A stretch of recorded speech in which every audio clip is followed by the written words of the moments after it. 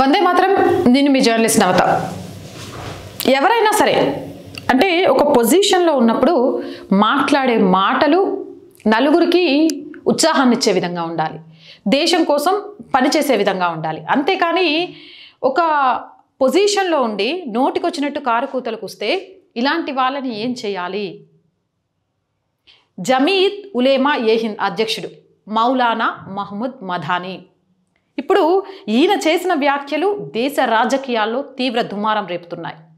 అణిచివేత ఉంటే జిహాద్ ఉంటుందంటూ ఆయన చేసిన ప్రకటనపై బీజేపీ తీవ్ర స్థాయిలో మండిపడుతుంది. బీజేపీనే కాదు, అందరూ సోషల్ మీడియా వ్యాప్తంగా అణిచివేత ఉంటే జిహాద్ ఉంటుంది.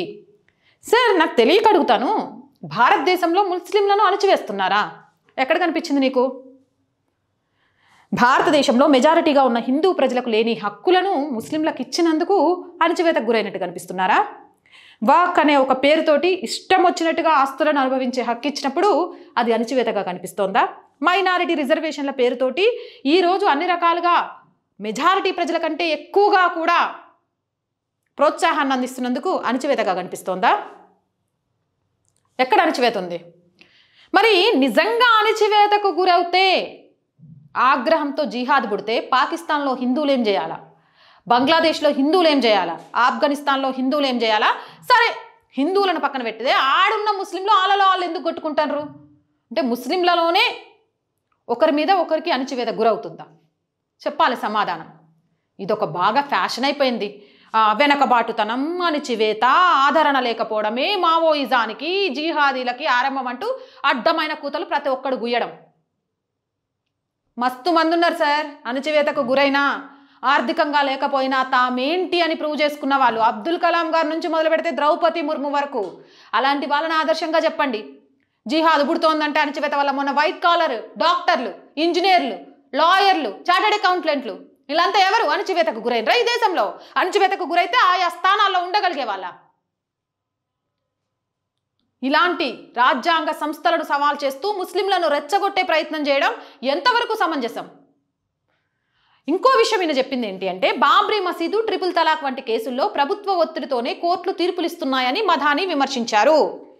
మరి వర్క్కి చాలా ఉన్నాయి. బాబ్రీ మసీదే కాదు, ఫస్ట్ ఆఫ్ ఆల్ బాబ్రీ కట్టడం ఎలా కట్టారు? రాముడి జన్మస్థానాన్ని ఆక్రమించేసి ఈరోజు అనేక చోట్ల జ్ఞానవాపి, కాశీ ఇలా చెప్పుకుంటూ పోతే ఎన్నున్నాయి. దేవాలయాలను ఆక్రమించేసి పైన 4 డోములు లేపేసేస్తే అది మసీద్ అయిపోయిద్దా? కొన్ని వేల సంవత్సరాల చరిత్రలు ఉన్న ఆలయాల కోసం పోరాడొద్దా? త్రిపుల్ తలాక్ అది ముస్లిం మగాడికి ఒక ఆట కావచ్చు, అది ఒక ముస్లిం మహిళ ఆత్మగౌరవానికి సంబంధించింది. ఆ ఆత్మగౌరవాన్ని నిలబెట్టిన ఈరోజు కోర్టులు. ఇలాంటి ఇష్టం వచ్చిన విమర్శలు ఒక అధ్యక్షుడి స్థానంలో ఉండి మాట్లాడొచ్చా? ఈరోజు ముస్లిం మహిళల్లో బీజేపీ పట్ల, మోదీ గారి పట్ల గౌరవం పెరగడానికి కారణం త్రిపుల్ తలాక్ నిషేధించడం. ఒక్కసారి అడిగి చూడండి. తలాక్ తలాక్ తలాక్ అని 3 ముక్కలు చెప్పేసి వదిలించుకొని మళ్ళీ ఆమె కావాలనిపిస్తే నువ్వు మా అయ్యతోనో లేకపోతే మా మత పెద్దతోనో ఏమంటారు హలాల్ అవుతే తప్ప నిన్ను భార్యగా స్వీకరించలేనని ఒక ఆడపిల్ల జీవితంతో చెలగాటమాడుతుంటే ఎంతోమంది, మొన్నటికి మొన్న రాజస్థాన్లో ఒక ఆమె బయటకు వచ్చి చెప్పింది.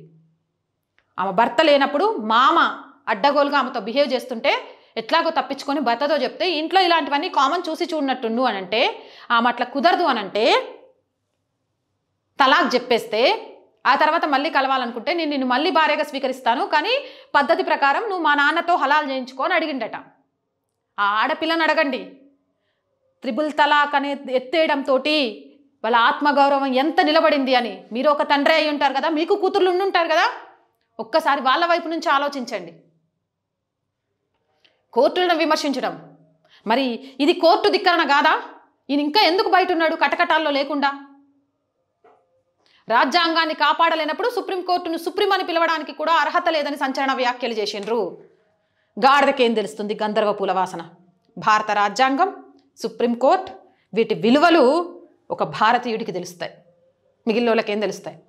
లవ్ జిహాద్, ల్యాండ్ జిహాద్ వంటి పదాలతో పవిత్రమైన జిహాద్ను వక్రీకరిస్తున్నారని మళ్ళా చెప్పాలి. లవ్ జిహాద్, ల్యాండ్ జిహాద్తో పవిత్రమైన జిహాద్ను వక్రీకరిస్తున్నారా?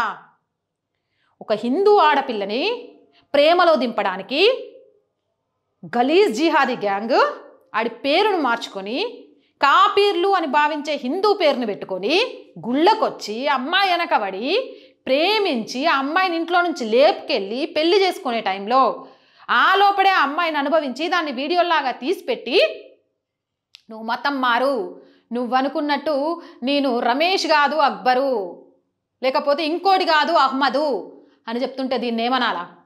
గుర్రం పరిగెత్తింది ఇక్కడి నుంచి. ఇదంతా మా భూమే. వేల సంవత్సరాల ఆలయాలున్న గ్రామాలని వాకాస్తని దొబ్బేస్తుంటే దీన్నేమనాలా? ఇలాంటి పనులన్నీ చేసుకుంటూ దొంగ అని అరుస్తుంది చూసిండ్రా, గట్లుంది మీది.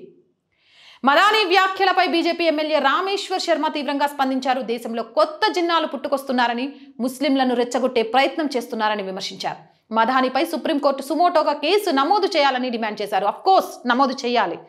సుప్రీంకోర్టునే ఈరోజు ఎగతాళి చేసేలాగా మాట్లాడి సుప్రీం అని పిలవాల్సిన అవసరం లేదు అన్న తర్వాత కూడా కేసు నమోదు చేయకుంటే ఇలాంటి వాళ్ళని ఆదర్శంగా తీసుకొని ఇంకా అనేక మంది పుట్టుకొచ్చి ఈ రాజ్యాంగాన్ని, ఈ సుప్రీంకోర్టులను, ఈ న్యాయ వ్యవస్థను, ఈ చట్టాలను హేళన చేసి ఇంకా పశ్చిమ బెంగాల్లో ఒక మేయర్ చెప్పిన చూసినా మేము షరియా చట్టం అమలు చేసుకుంటామని, అట్లా కొత్త చట్టాలను ఒక పక్క నుంచి మావోయిస్టులను అలజేస్తుంటే ఇలాంటి ఉన్మాదులను పెంచి పోషించినట్టు అవుతుంది.